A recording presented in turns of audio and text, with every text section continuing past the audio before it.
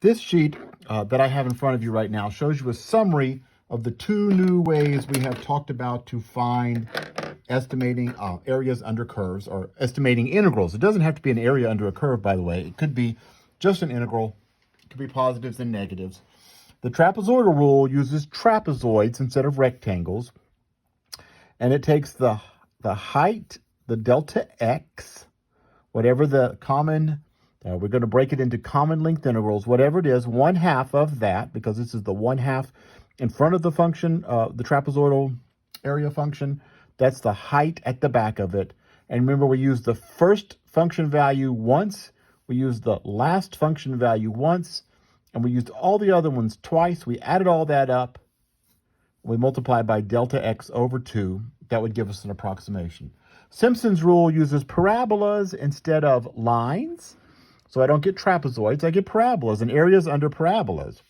And the Simpson's rule says, this was probably kind of confusing in that last video, but it says I take the common width, whatever the common interval width is, I divide it by 3, and then I use the first function value once, the last function value once, the second one 4 times, the third one 2 times, then 4, 2, 4, 2, 4, 2, all the way out to the last one, next to last one 4, and the final one just gets used once. So let's use these two rules to approximate. Now this is going to be interesting because we're going to approximate the integral from 1 to 3 of 1 over x. We know the answer.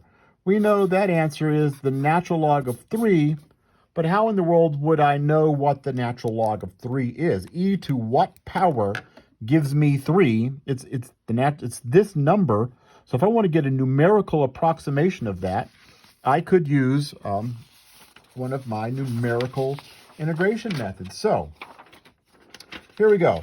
So the first thing we have to do is decide if we're going from 1 to 3, and I want to use both rules. So let's use n to be an even number.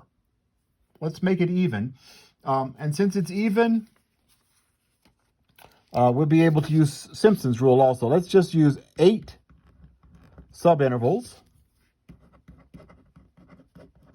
which means my common width would be, what would it be? Well, the total width is 3 minus 1, 2, divided by 8.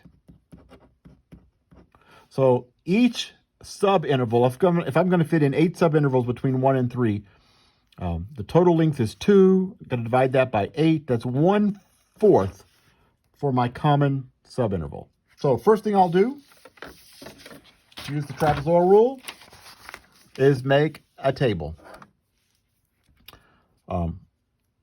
Here are my x values. I start at 1, I end at 3.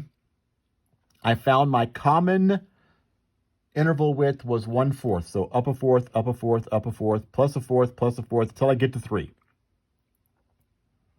And that's 1, 2, 3, 4, 5, 6, 7, 8 subintervals. I have 9 numbers to give me 8 subintervals.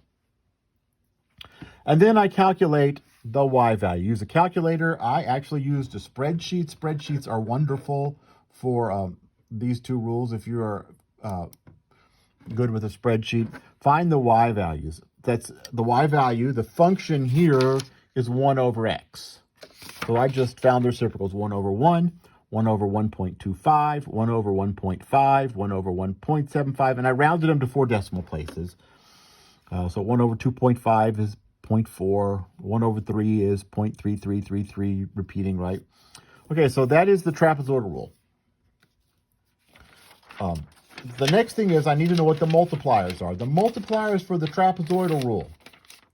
The trapezoidal rule uses the first function value once, the last function value once. Well, you can't see that. Last function value once, and all the other ones twice. So the multipliers look like this. I'm going to use the first function value once, the last function value once, and all of the other ones get used twice. Now I just got to multiply these. 1 times 1 is 1. 0.8 times 2 is 1.6. That times 2 is this. I just multiply each of these function values times the appropriate multiplier. That's the number of times I use them in my sum of areas. Okay. So 1 times 1 is 1 down at the bottom. 0.3333 times 1 is 0.3333. And then I find the sum of all those. Notice this trapezoidal rule says it's delta x over 2 times the sum of all those.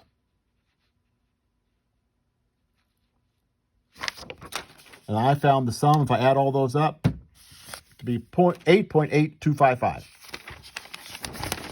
And then the trapezoidal rule says the integral is approximately delta x over 2 for the trapezoidal rule. It's the 1/2 that's in the area function of the trapezoids, delta x over 2 times that sum. So it's delta x over 2 times this sum. Delta x is 1/4 in this problem.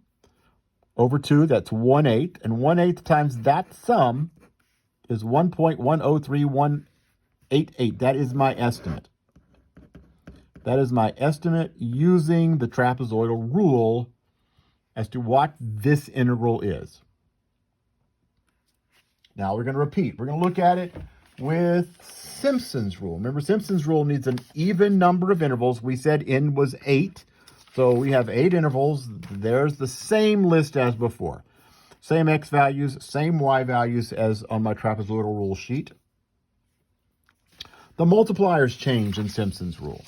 In Simpson's rule, we use the first function value once, the last function value once, the second one 4, the next to last one 4, and we go 1, 4, 2, 4, 2, 4, 2, 4, 2, 4, 2, 4, 2, 4, 1. Right, so the multipliers for Simpson's rule look like this. 1, 4, 2, 4, 2, 4, 2, 4, 1. It will always end with a 4. Second one should be a 4, 4, 2, 4, 2, 4, 2, 4, 1. And then just multiply those. 1 times 1, 0.08 times 4, 0.6667 times 2, 0.5714 times 4. Multiply them and see what you get. So I did that. I put the values here. There's no reason for you to necessarily worry about all those. And then Simpson's rule says I'm going to multiply this thing out front here by the sum of all those. So I need to find the sum of all those numbers I just found. Add up all those, and I got 13.1843. And the thing that I multiply by is delta x over 3. And this Simpson's rule, you divide by 3 out front. Delta x over 3. Delta x is 1/4 over 3. That's 1/12. So for Simpson's rule, I'm going to multiply 1/12 times that sum. And 1/12 times that sum is 1.098692. Now, we knew going into this, that's my estimate here using Simpson's rule. We knew going into this that the answer is actually natural log of 3. If I plug natural log of 3 into my calculator, let's see what I get. When I plug natural log in my calculator, it tells me the natural log of 3 is approximately 1.0986,122. So notice, Simpson's rule did a pretty good job. 1.0986. You have to get to the 5th decimal place before they disagree. So these are 2 ways to estimate integrals. Normally, we wouldn't want to estimate this one, except we want to estimate maybe the natural log of 3. But we usually use this. We often use this if it's an integral that we want to find. We want to approximate the value. Now, a lot of integrals, we know how to find exact values. But if we don't, we can approximate it with rectangles, left-hand rectangles, right-hand rectangles.